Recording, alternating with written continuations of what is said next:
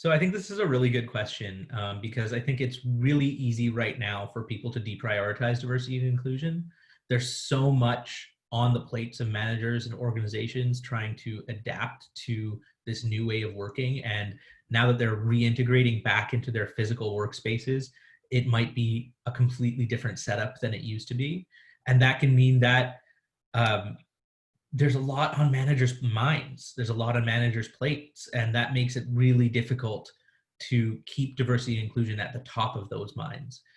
But that would be a mistake because I think when we try to adapt, there are a few things that we really need to do in order to adapt successfully. One is being innovative and creative. The second is making sure that people feel that they are dedicated and satisfied with their jobs and that they are able to be as productive and effective as possible. And also focusing on maintaining people's health and safety, because that's really the number one issue that organizations are facing.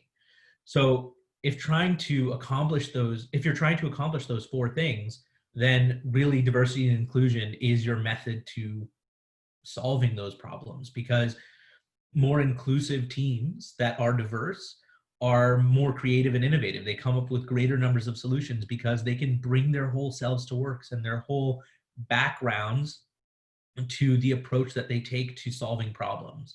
And that leads to more innovative solutions, more outside the box thinking, and less groupthink.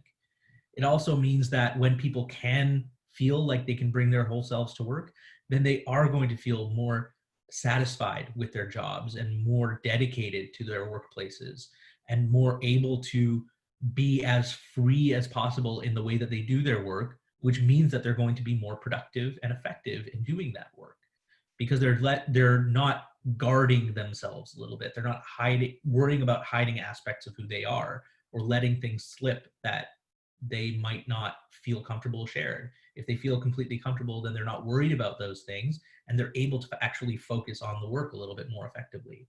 And that can be really, really helpful for being more inclusive right now.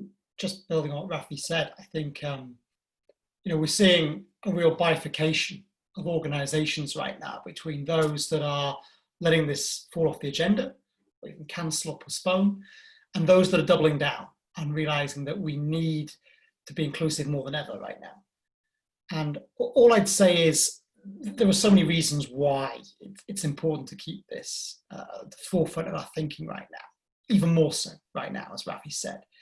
But for those organizations that do let it slip off, they're going to, I think, come into trouble later down the line. Because right now people might be doing crisis management, but leadership is about planning and preparing to benefit from the post-COVID world, right? What does success look like when we get through this crisis, as we will get through this crisis?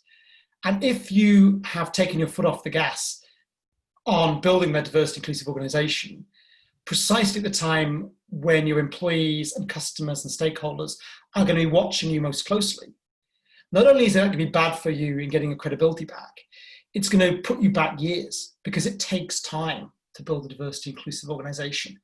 And so you've got to keep going and accelerate at this time to make sure that you're in prime position post-crisis to lead on it.